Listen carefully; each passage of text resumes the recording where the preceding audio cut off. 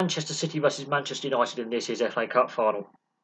This is the first time both clubs have contested the FA Cup final against each other, which is a stunning fact. Yes, because the history of both clubs, the amount of trophies they've won, how they've never crossed paths in the FA Cup final before astounds me. The quickest goal of all time in an FA Cup final, Gundogan after just 12 seconds. Route 1 football, very non-Man City style, very non-Guardiola playing style. I think that's deliberate. I think they've deliberately gone from the first kick-off to get a quick early shot in, get Haaland involved in the game by challenging in the air, get him warmed up a little bit. Lindelof does well with the second ball, but then that next knockdown, there's not a Man United player within 5 metres of that ball. Gundogan's got a free run, he's in space, and he's got time to put his laces through it on the half volley, and it's a brilliant shot. De Gea, I don't know what he's doing in goal. He doesn't even. In fact, he's almost sat down when the ball goes in. I think Man United were in shock by that. I think Casemiro should have seen at least a yellow, possibly a red for his challenge on 8 minutes. The penalty, if by the proper letter of the law and proper interpretation, that's an indirect free kick, not a penalty. But because they keep changing the definition and interpretation, I think referees now are a bit reluctant to actually properly go, let's get the rule book out. Oh yeah, it should be indirect free kick, because what's Grealish meant to do? What is he meant to do? That's ridiculous to give that as a penalty, but we've seen so many of these now with VAR that what's the point of the accidental handball rule? If that's in an attacking sense with Man City and Grealish accidentally handles the ball in the build-up to a goal, the goal stands because they dropped that a couple of years ago from the rule book. But in defence, the accidental handball rule still is an indirect free kick. But they're always giving us penalties. You might see 1 or 2 a season where obviously you see all the defenders on the line and an indirect free kick taken, and the mad scramble in the box. But I think the referee had a poor game anyway. I think his assistants had a poor game. I think the VAR officials had a poor game. In my opinion, I think Man City should have had a penalty in the first half as well. Bruno Fernandes takes the penalty brilliantly, gives the keeper Ortega the eyes, sends him the wrong way, just rolls it in. In the celebration, however, Lindelof is struck by an object from the crowd. There will be an FA investigation into that. Don't want to see that. Should the Man United players celebrate in that way? Okay, we can debate, the pros and cons of that.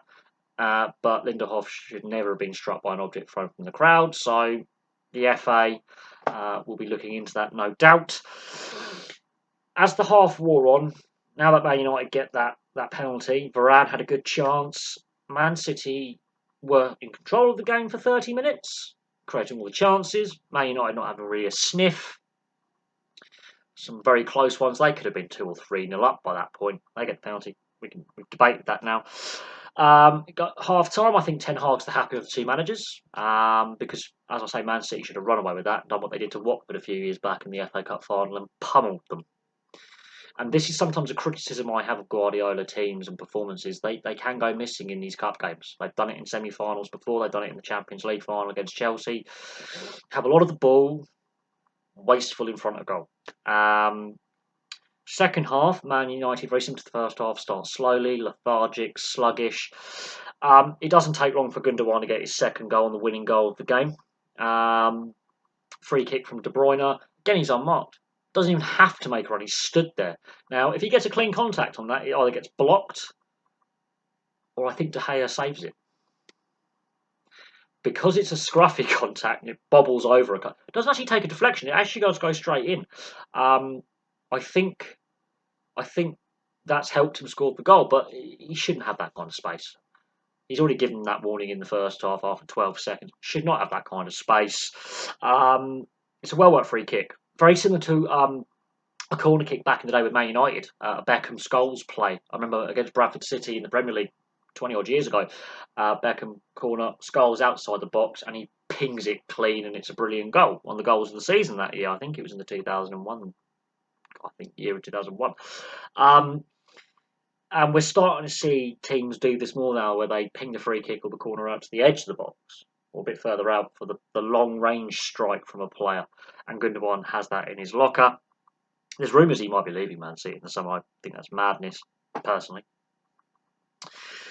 And then After that goal, Man United have to come out and play now. They have to play a bit more. Now, Man City still can't put the game to bed.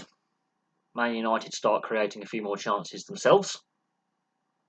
And as the game wears on, Man City become more conservative. And by the end of the game, they've got 5 centre-backs on the field. Again, that's a very un-Guardiola-esque style of play. 5 centre-backs. Ridiculous. And United have their chances. And again, United waste in front of goal. Man City are still the better side. But they're going to have to play better, in my opinion, against Inter Milan in the Champions League final. I think that could be the hardest game of their season. Manchester United have already beaten City this season, so this isn't a true underdog story. I think Man United under Ten Hag, when their season turnaround from the first week when it was a disaster apparently to where they are now, Ten Hag's had to weather some criticism. They've had some bad defeats, and they've come out of it with 2 finals and a trophy. I think that's actually a successful season. Man City, the treble's still on, but I think in order to win that treble, they have to play a lot better, in my opinion. Now, overall, the better side wins. The atmosphere was fantastic, apart from that ugly incident where Lindehoff has had a missile thrown at his head after the Man United goal. But then you can criticise the Man United players for celebrating in front of the City fans, and vice versa for Gundogan's first goal, celebrating in front of the Man United fans. I think that kind of gamesmanship, sportsmanship, doesn't really belong in the game, although it happens all the time. I think following that VAR decision, there are rumours circulating, and the commentary team and the studio team on the BBC did mention that they are looking at the handball rule. I think they need to get rid of accidental handball, or they need to really give the referees the power to say, right, if it is accidental, and it is clear and obvious it's accidental, because common sense seems to have left the room, indirect free kick, which is already still in the laws of the game. So that's going to rumble on. But as I say, I think the standard of refereeing in the last couple of years, and we saw some controversial decisions in the Europa League final. Of course, the aftermath of that and the abuse the officials got out, not acceptable.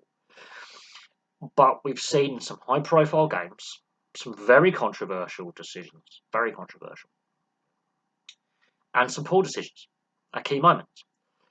I think that VAR decision and the lack of penalty for Man City for a more obvious act of foul play, and that was cleared, is going to really annoy fans because there's a lack of consistency.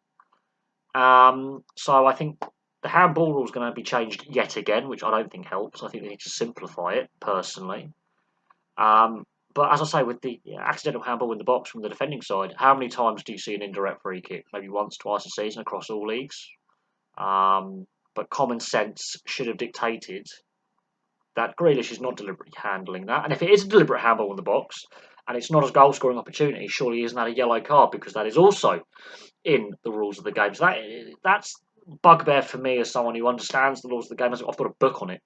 Admittedly, some of the rules have changed, such as the back pass rule. VAR wasn't a thing when I got this book. The accidental handball in the build-up to a goal was still accidental handball, indirect free kick to the defending side. But it's in the laws of the game. That hasn't been taken out, the laws of the game. So I'm really struggling to understand how you can give a penalty for that. There is no intent from Grealish to stop the ball there with his hand. His eyes are closed, for Christ's sake. They're closed when he's attempting to head the ball, and they don't open until he's landed back on the ground. So I can't understand, unless he's thrown his hand like that. No, he's got his hand, he's flailing because he's falling back to ground. So that was going to annoy me. Gundogan, 2 fantastic goals. Fernandes, regardless of the penalty decision, well taken penalty because he gives the goalkeeper the eyes. All 3 goals scored by both captains. First time the 2 teams have met in an FA Cup final, and quickest FA Cup final goal in history. So that, I think it's also in the top 100 of all time as well if it's at 12 seconds.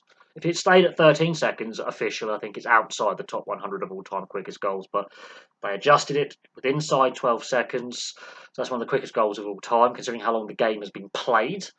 I think it's the quickest goal in FA Cup history as well. Not just final, but in the FA Cup since 1871-72. So let that sink in. But for me, place your thoughts below. That's all the content from me today. Thank you very much for watching. I'll be interested to read your comments. I will have some more content for you soon. If you like what you hear or see, hit that like and subscribe button, and I'll have some more content for you very, very soon.